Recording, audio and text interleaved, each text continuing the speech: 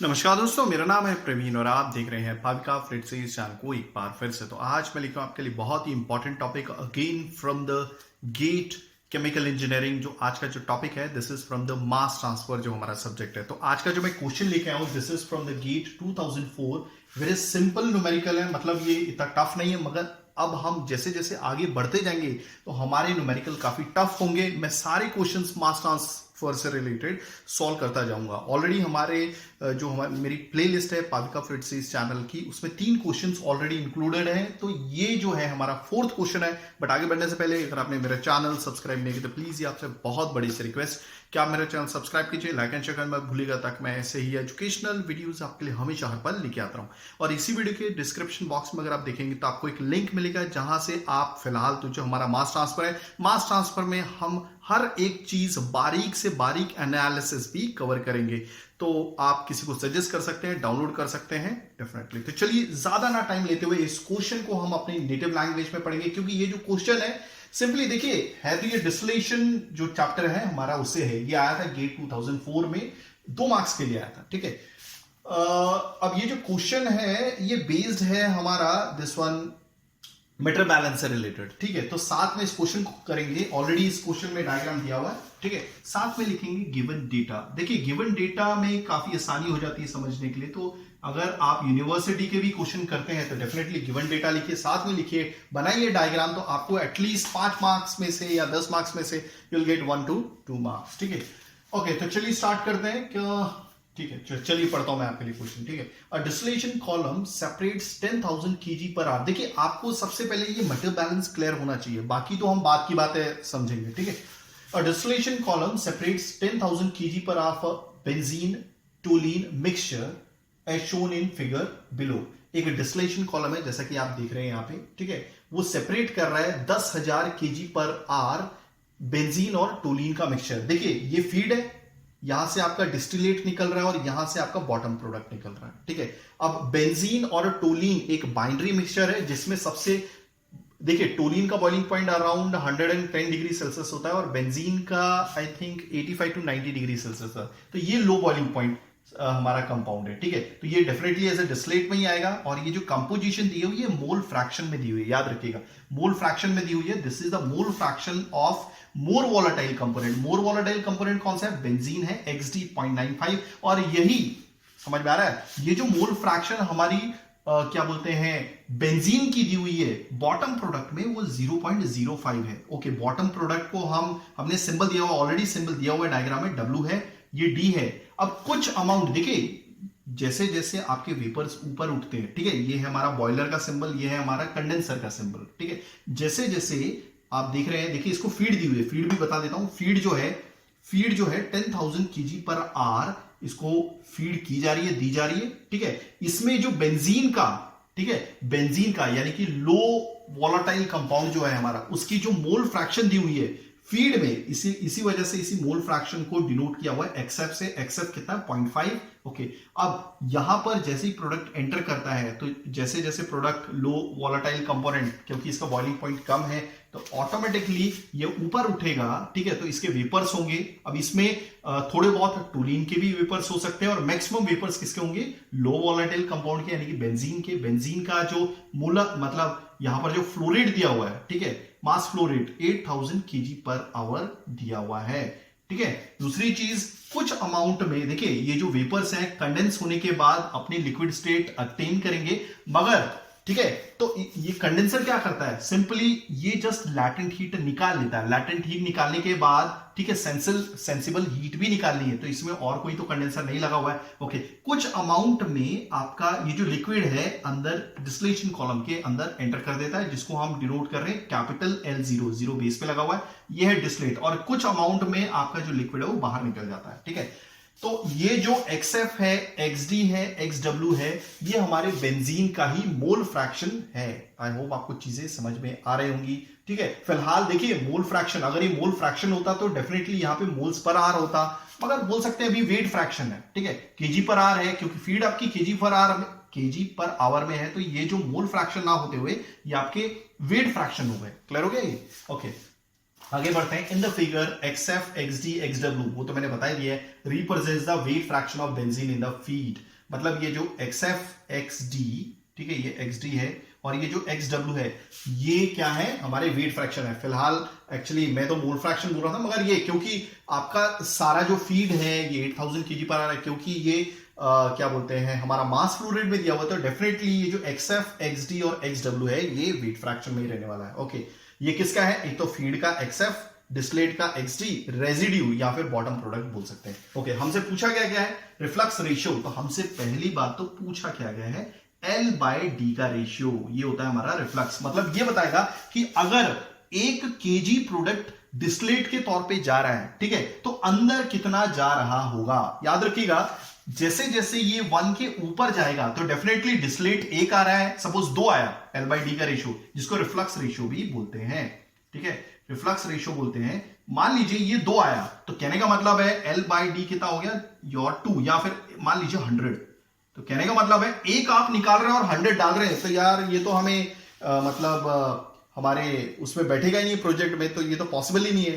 तो कोशिश ये होती है हमारी कि इसको कम किया जाए 1 से, सपोज 0.6/1 जो इसका आंसर है, ठीक है, तो 0.6 अंदर जा रहा है और 1 हम निकाल रहे हैं। तो चलिए ज्यादा ना देर करते हुए इस क्वेश्चन को करते हैं, क्योंकि मैंने काफी चीजें बताई हैं।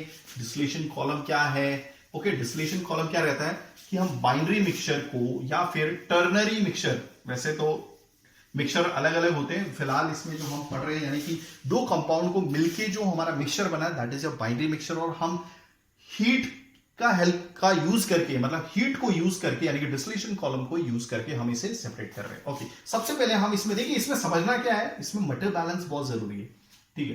तो मैं सबसे पहले क्या लूंगा, ओवरऑल मटेरियल बैलेंस, ठीक है, मटेरियल बैलेंस, क्योंकि काफी स्टूडेंट्स को मटेरियल बैलेंस लेना नहीं आता, तो आज हम देखेंगे मटेरियल बैलेंस भी। ओके, और चलिए आगे बढ़ते हैं। ओके, तो मटेरियल बैलेंस मान लीजिए इसको मैं डिनोट करता हूं F से, क्या F से, ये जो बाहर निकल रहा है D और ये है W। ओके, तो ओवरऑल मटेरियल बैलेंस या फिर जिसको बोलेंगे टोटल मटेरियल बैलेंस क्या होगा, ठीक है।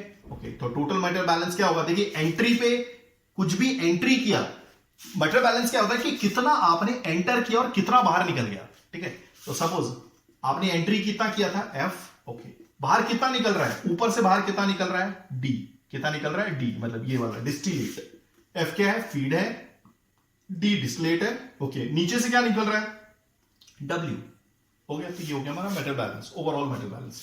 अब इसकी वैल्यू मालूम है, काफी स्टूडेंट्स क्या कर देंगे, बाई चांस अगर उन्हें नहीं समझ में आ रहा होगा तो वो ये लिख देंगे F equal to 8000 plus W, तो ये गलत होगा, याद रखिएगा, ठीक है।